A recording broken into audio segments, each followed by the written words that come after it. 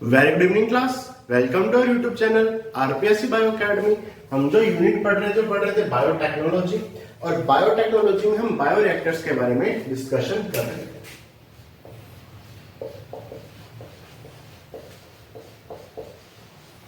अगर बायोरिएक्टर्स की बात की जाए तो हमने ये बात की थी कि स्टायर्ड प्रकार का बायोरिएक्टर यहां पर यूज में आता है, या स्टायरिंग टाइप का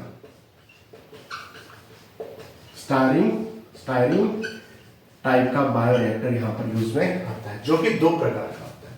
एक होता है सिंपल स्टायर्ड,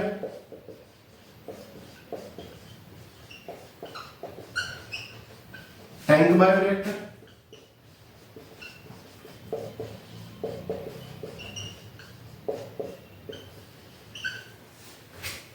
और दूसरा होता है स्पार्ज्ड स्टायर्ड टैंक बायोरिएक्टर।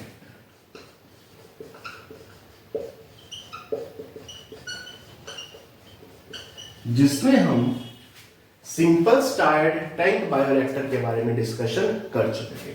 अब हम पढ़ते हैं स्पार्ज्ड stirred tank bioreactor. स्पार्ज्ड stirred tank bioreactor की बात की जाए तो यहां पर बेसिकली जो सिंपल स्टार्ट था वो तो था कर्व, ये कर्व नहीं होता, ठीक है। यहां पर स्पार्जर होता है,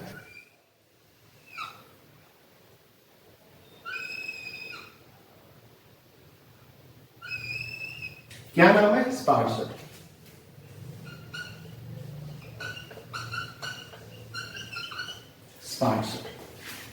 यहां से अपने को ध्यान है कि स्टेराइल एयर डाली गई। स्पार्जर उस स्टेराइल एयर को किसमें कन्वर्ट करता है? बबल्स में कन्वर्ट करता है। तो यहां पर क्या होंगे? बबल्स होंगे।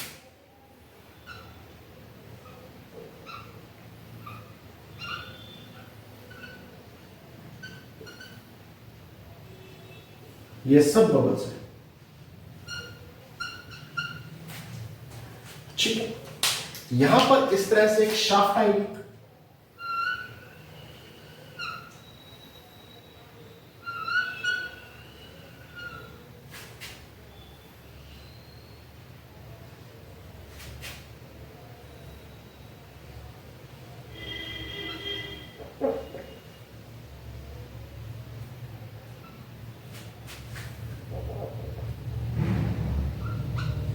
शाफ्ट आएगी, और शाफ्ट के साथ इस तरह से ब्लेड लगे रहेंगे।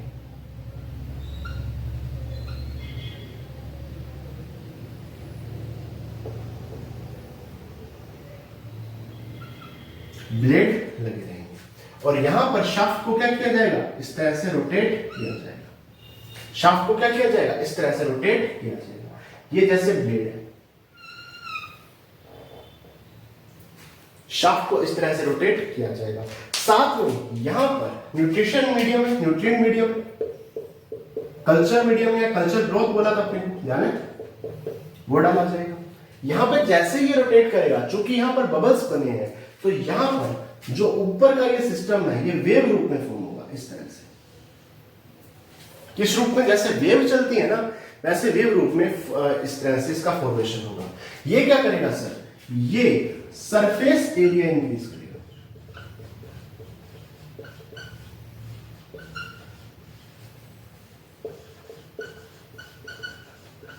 सर सरफेस एरिया इंक्रीज क्यों करेगा? सरफेस एरिया इंक्रीज कैसे होगा? देखो यहां पर बैक्टीरियाज है, उन बैक्टीरियाज को क्या चाहिए? ऑक्सीजन चाहिए, ठीक है। यहां पर एयर आ रही है, एयर स्पार्जर के रूप में, बबल्स के रूप में क्या कर रहा है? क्रिएट कर रहा है। तो यहां पर बेसिकली सरफेस एरिया इंक्रीज होगा, क्योंकि यहां पर ऑक्सीजन जो है उसके ट्रांसफर के लिए सरफेस एरिया इंक्रीज होगा फॉर ऑक्सीजन ट्रांसफर। ऑक्सीजन के ट्रांसफर के लिए सरफेस एरिया क्या होगा? इंक्रीज होगा, ठीक है। और यहां पर बबल्स बन रहे हैं। बबल्स क्यों बन रहे हैं? वही, ये क्या है? बबल्स है। अच्छा, बबल्स क्यों बन रहे हैं? ऑक्सीजन ट्रांसफर एरिया को बढ़ाने, ऑक्सीजन ट्रांसफर एरिया को बढ़ाने के लिए, क्योंकि यहाँ पर बैक्टीरिया है, बैक्टीरिया को क्या चाहिए, ऑक्सीजन चाहिए। तो यहाँ पर सिंपल स्टार्ड टैंक बायोरिएक्टर से ज्यादा ऑक्सीजन यहाँ पर क्या होगी, ट्रांसफर होगी। ठीक है, तो सरफेस एरिया को एक इंक्रीज किया जाएगा, कैसे, इसे वेव फॉर्म में बनाया जाए। जैसे आप नहीं पढ़ते जूलॉजी में कि वहां पर इंटेस्टाइन में क्या होती है, विलाई और माइक्रोविलाई, विलाई और माइक्रोविलाई वो क्या करती है, सरफेस एरिया इंक्रीज करती है। अगर ये बिल्कुल सीधा होता तो सरफेस एरिया कम होता, लेकिन ये सीधा ना होकर वेवी फॉर्म है, देखो। तो यहां पर क्या हो रहा है, सरफेस एरिया बढ़ रहा है, क्यों, क्योंकि ऑक्सीजन का ट्रांसफर कर रहे हैं, बबल्स बन रहे हैं, क्यों, क्योंकि ऑक्सीजन के ट्रांसफर जो एरिया है, ऑक्सीजन ट्रांसफर एरिया, उसको क्या करना है, इंक्रीज करना है। स्पार्सर क्या कर रहा है, नीचे से जो एयर आ रही है उसको बबल फॉर्म कर रहे हैं, और बबल्स क्या कर रहे हैं, रोटेट कर रहे हैं, घूम रहे हैं, ट्रैवल कर रहे हैं। ठीक है, बबल्स का ट्रैवल करना, बबल्स का इस तरह से क्या करना है, ट्रैवल्स करना, क्या कहलाता है, एयर इंट्रेनमेंट। एयर इंट्रेनमेंट है क्या, बबल्स का ट्रैवल करना।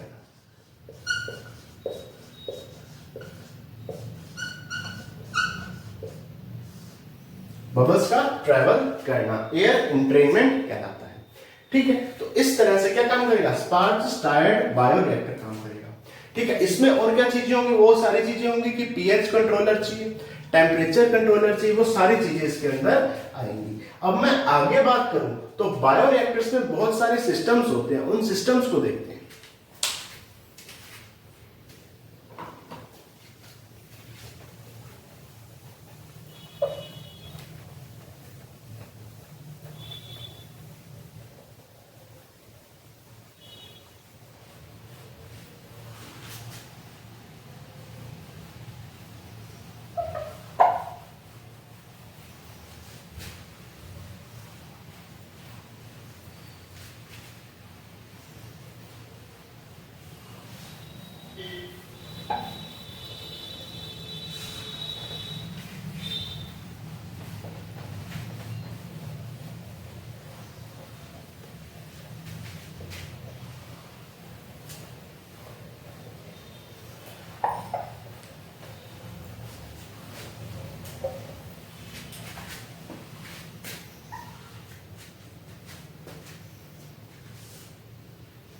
देखिए, अगर मैं बायोरिएक्टर्स की बात करूं तो यहां पर कुछ सिस्टम होते हैं, जैसे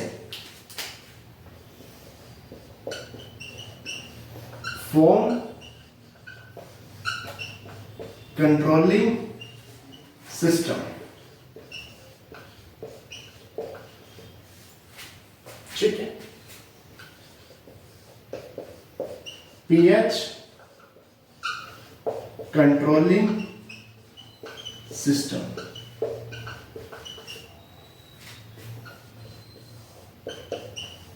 temperature controlling system, oxygen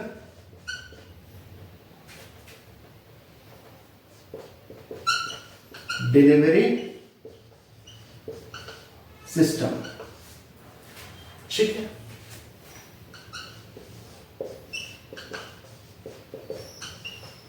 agitator system.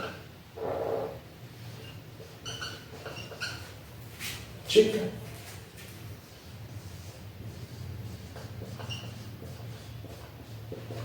Sampling port system. अगर फॉर्म कंट्रोलिंग सिस्टम की बात की जाए तो ये जो फॉर्म होती है उसे कंट्रोल करता है। जैसे हमने सिंपल स्टार्ड बायोरिएक्टर में देखा था कि फॉर्म ब्रेकर पाया जाता था। ठीक है, पीएच कंट्रोलिंग सिस्टम पीएच को क्या करता है, कंट्रोल करता है। टेम्परेचर कंट्रोलिंग सिस्टम टेम्परेचर को कंट्रोल करता है। हम जानते हैं कि इसके अंदर बहुत सारे माइक्रोब्स हैं, बहुत सारे बैक्टीरियाज हैं, वो क्या करते हैं, ऑक्सीजन उनको रिक्वायरमेंट चाहिए, उनको क्या चाहिए, ऑक्सीजन की रिक्वायरमेंट चाहिए, क्योंकि यहाँ पर बहुत सारे बैक्टीरिया हमारे यूज में आते हैं। तो ऑक्सीजन की डिलीवरी के लिए ऑक्सीजन डिलीवरी सिस्टम पाया जाता है। और अगर आपसे कोई पूछ ले कि सिंपल स्टार्ड बायोरिएक्टर और दूसरा हमने पढ़ा था स्पार्ज्ड स्टार्ड बायोरिएक्टर, दोनों में से बेहतर कौन सा है, तो स्पार्ज्ड स्टार्ड बायोरिएक्टर। क्यों, क्योंकि वहां पर ऑक्सीजन का जो ट्रांसफर एरिया था वो ज्यादा था, तो ऑक्सीजन ज्यादा मिल पा रही थी। तो ऑक्सीजन का डिलीवरी सिस्टम किसने अच्छा था? स्पार्ज्ड स्टायर्ड बायोरिएक्टर में। एजिटेटर सिस्टम होता है घुमाने वाला, जिसमें ब्लेड्स होते हैं और वो उसको क्या करता है? घुमाता है। तो वो कौन सा सिस्टम कहलाता है? Agitator system. Sampling port system, ये वो सिस्टम है जहां से हम विड्रॉ कर सकते हैं। जैसे जैसे हमारा प्रोडक्ट बन गया, उस सैंपलिंग पोर्ट सिस्टम से हम उस प्रोडक्ट को क्या कर सकते हैं? विड्रॉ कर सकते हैं स्मॉल अमाउंट में।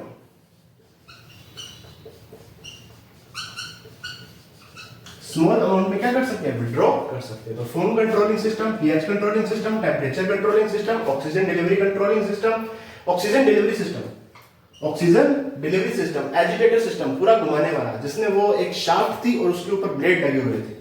तो सैंपलिंग पोर्ट सिस्टम, ये सारे आ गए। अगर पूछे कि एजिटेटर सिस्टम का क्या काम है, तो जो ऑक्सीजन है उसे पूरी हर जगह तक कंप्लीट रूप से वो पहुंच जाए और बिल्कुल इक्वल अमाउंट में पहुंचे, तो वो काम क्या करता है? एजिटेटर सिस्टम घुमाने का काम करता है। ठीक है, तो ये आगे बायोरिएक्टर्स के सिस्टम। अब आगे चलते हैं।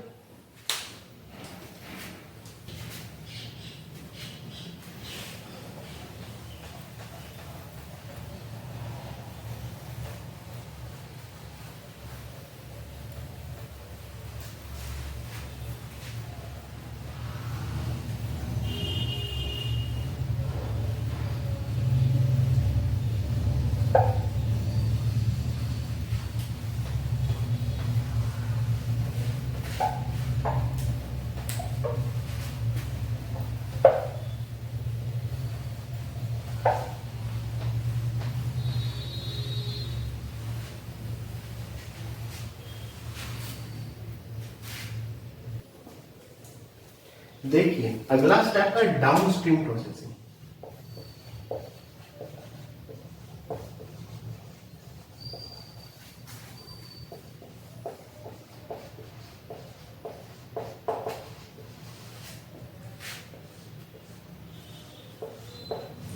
बेसिकली इसमें हम क्या करेंगे? प्रोसेसिंग करेंगे, प्रोसेस करेंगे फूड को। पहली चीज ये डाउनस्ट्रीम है। डाउनस्ट्रीम का मतलब होता है कि फर्मेंटेशन के बाद, फर्मेंटेशन के बाद, फर्मेंटेशन से पहले तो अपस्ट्रीम कहलाता है, फर्मेंटेशन के बाद क्या कहलाता है? डाउनस्ट्रीम। इसमें हम क्या करेंगे? प्रोसेसिंग करेंगे या प्रोसेस्ड करेंगे। प्रोसेस्ड में दो चीजें की जाती है। पहले तो जो हमारा प्रोडक्ट है, डिजायर्ड प्रोडक्ट है, उसे सेपरेट किया जाता है। क्या किया जाता है? सेपरेशन किया जाता है। सेपरेशन करने के बाद हम उसका प्यूरिफिकेशन करते हैं।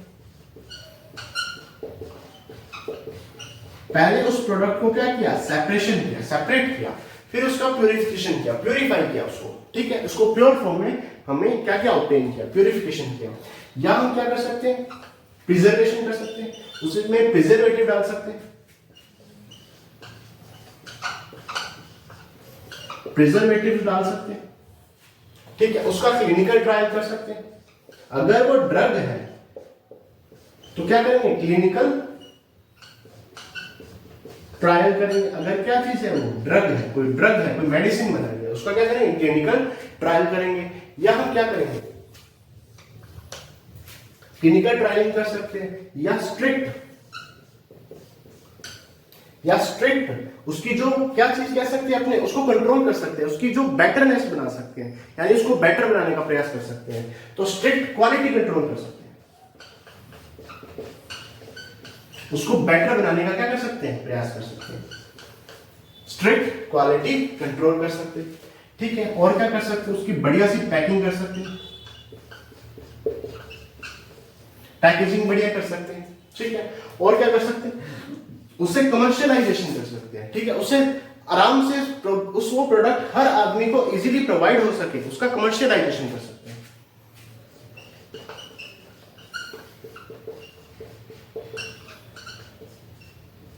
कमर्शियलाइजेशन क्या कर सकते हैं? कमर्शियलाइजेशन कर सकते हैं। देखिए डाउनस्ट्रीम प्रोसेस क्या? फर्मेंटेशन के बाद का प्रोसीजर। ठीक है, इसमें क्या किया जाता है? बेसिकली प्रोसेस्ड किया जाता है, यानी सेपरेशन किया जाता है, उसे प्यूरिफिकेशन किया जाता है। सेपरेशन और प्यूरिफिकेशन किया जाता है। प्रिजर्वेटिव को ऐड कर सकते हैं, क्लिनिकल ट्रायल कर सकते हैं। अगर हमने कोई ड्रग का फॉर्मेशन किया, तो कोई ड्रग बनाई है, तो स्ट्रिक्ट क्वालिटी कंट्रोल कर सकते हैं। ठीक है, पैकेजिंग कर सकते हैं, उसे कमर्शियलाइजेशन कर सकते हैं।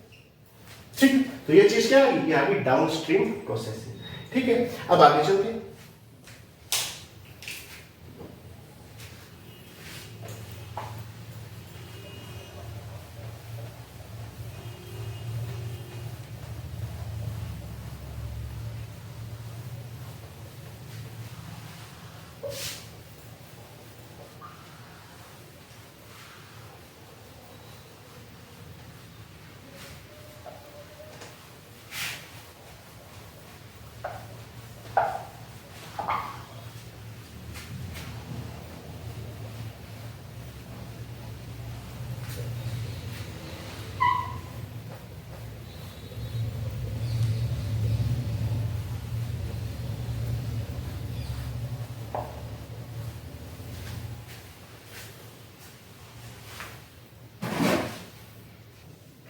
देखिए, अब हम बात करते हैं बायोटेक्नोलॉजी की एप्लीकेशन की।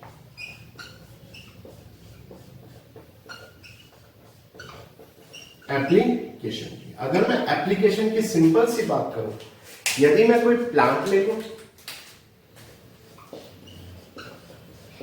कोई एनिमल ले लूं, कोई बैक्टीरिया ले लूं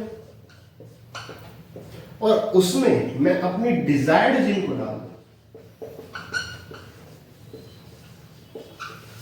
तो जो डिजायर्ड करेक्टर मैं चाहता हूं मुझे वो करेक्टर आसानी से मिल जाएगा। तो इससे जो प्लांट बनेगा या जो एनिमल बनेगा या जो बैक्टीरिया बनेगा वो बनेगा genetically modified. Genetically modified, GM बोलते हैं उसको, ठीक है। वो जीएम प्लांट भी हो सकता है, जीएम एनिमल भी हो सकता है, जीएम बैक्टीरिया भी हो सकता है, इसलिए इसे कहेंगे genetically modified organism. GMO, genetically modified organism, या इसे कहेंगे ट्रांसजेनिक प्लांट,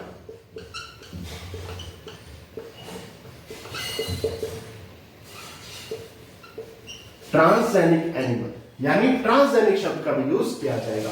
प्लांट, एनिमल या बैक्टीरिया में जब हमने डिजायर्ड जीन डाल दी तो जो करेक्टर हम चाहते हैं उस प्लांट में, जो करेक्टर हम चाहते हैं उस एनिमल में, वो करेक्टर आ जाएगा, जिससे जो ऑर्गेनिज्म होगा वो होगा जीएम ऑर्गेनिज्म, जेनेटिकली मॉडिफाइड, क्योंकि वो जेनेटिक्स उसकी क्या हो जाएगी, चेंज हो जाएगी, मॉडिफाइड हो जाएगी। तो जेनेटिकली मॉडिफाइड ऑर्गेनिज्म या ट्रांसजेनिक प्लांट या ट्रांसजेनिक ऑर्गेनिज्म इसको कहेंगे, या ट्रांसजेनिक एनिमल इसको कहेंगे, ठीक है। ये कैसे चेंज किया जाता है और किस किस फील्ड में चेंज किया जाता है, अब उसकी बात करते हैं।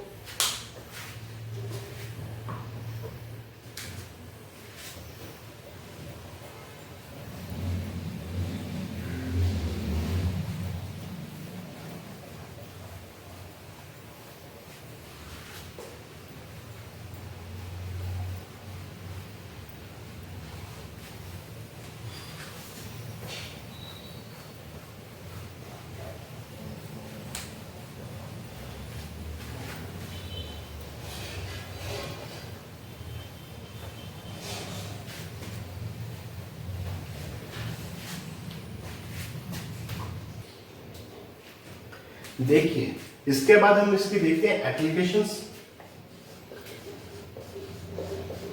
बायोटेक्नोलॉजी की क्या एप्लीकेशन किसमें, एग्रीकल्चर। एग्रीकल्चर, अगर एग्रीकल्चर में इसकी एप्लीकेशंस को देखा जाए तो एक प्लांट्स तैयार किए जाते हैं निफ जीन वाले प्लांट, निफ जीन वाले प्लांट्स। देखिए, जो प्लांट्स होते हैं ना वो फोटोसिंथेसिस तो कर सकते हैं, लेकिन हर प्लांट नाइट्रोजन का फिक्सेशन नहीं कर सकता, ठीक है, नाइट्रोजन का फिक्सेशन नहीं कर सकता। यानी प्लांट्स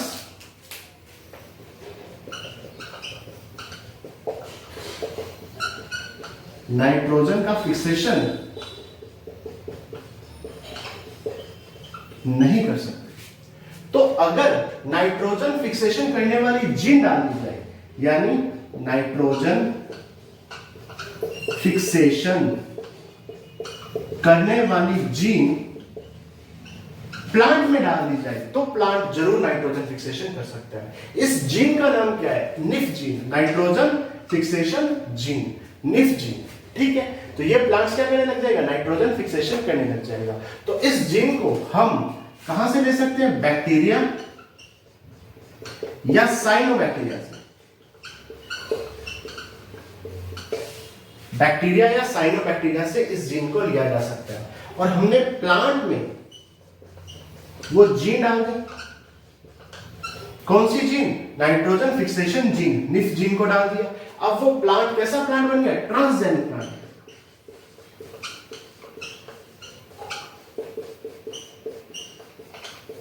कैसा प्लांट बन गया? ट्रांसजेनिक प्लांट बन गया।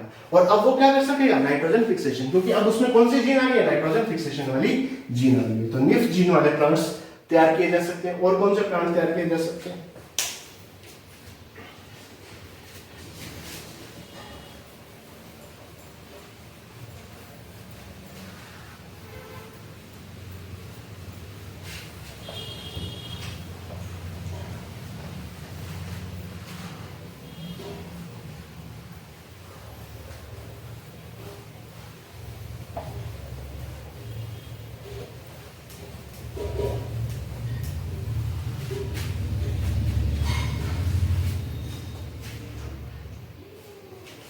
देखिए, अब दूसरे तरह के जो प्लांट्स होते हैं वो होते हैं हर्बिसाइड्स।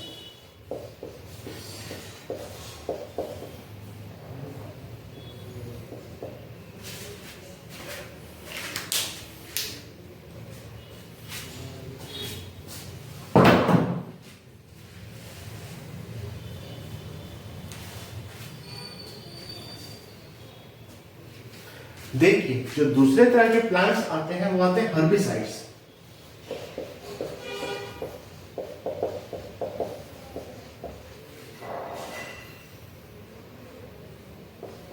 रेजिस्टेंस प्लांट,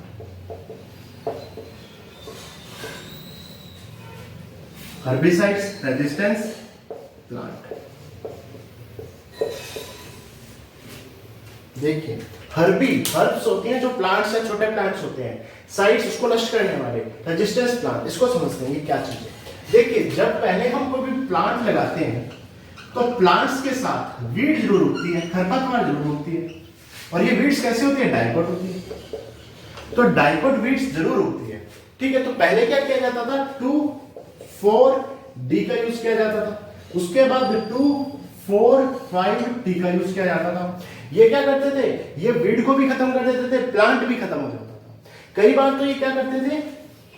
सोइल को भी नुकसान पहुंचाते थे। ठीक है, फिर इसकी जगह पर ग्लाइफोसेट का यूज किया जाने लगा। किसका यूज किया जाने लगा? ग्लाइफोसेट का। ग्लाइफोसेट क्या करता है? ये बायोडिग्रेडेबल है।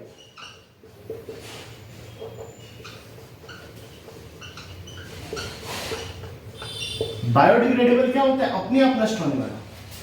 तो ये सोइल को नष्ट नहीं करेगा, लेकिन प्लांट को भी नष्ट कर देगा, वीड को भी नष्ट कर देगा। अब जो प्लांट है वही नष्ट हो गया तो क्या मतलब? ठीक है, तो उसके बाद जब रिसर्च की गई तो एक मॉलिक्यूल पाया गया, EPSP 5 enol pyruvyl 5 enol pyruvyl shikimate 5 enol pyruvyl shikimate 3 phosphate.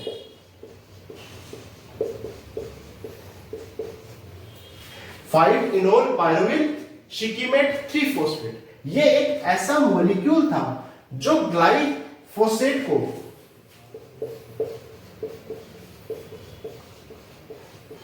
Glyphosate के प्रति रेजिस्टेंस था। यानी अगर यहां पर ग्लाइफोसेट डाली जाए, अगर ये मॉलिक्यूल प्लांट में है तो प्लांट नष्ट नहीं होगा। ठीक है, अगर प्लांट में ये मॉलिक्यूल नहीं है तो प्लांट तो नष्ट हो जाएगा, लेकिन यदि प्लांट में ये मॉलिक्यूल नहीं है तो अगर प्लांट में मॉलिक्यूल नहीं है तो प्लांट नष्ट हो जाएगा। अगर प्लांट में मॉलिक्यूल है तो ये ग्लाइफोसेट के प्रति रेजिस्टेंस है। ठीक है, यानी अगर ये मॉलिक्यूल है तो प्लांट नष्ट नहीं होगा। तो ऐसे प्लांट बनाएंगे जिनमें ये मॉलिक्यूल पाया जाए, ऐसे प्लांट्स बनाएंगे जिनमें ये मॉलिक्यूल पाया जाए। अब उन प्लांट्स को देखते हैं।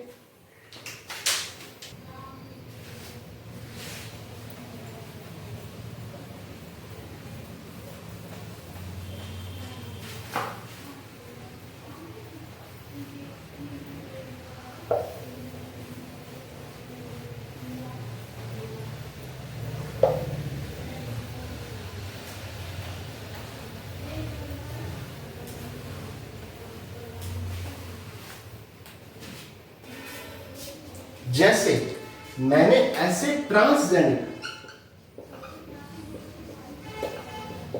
टोमेटो, पिटूनिया प्लांट्स बनाए जिनमें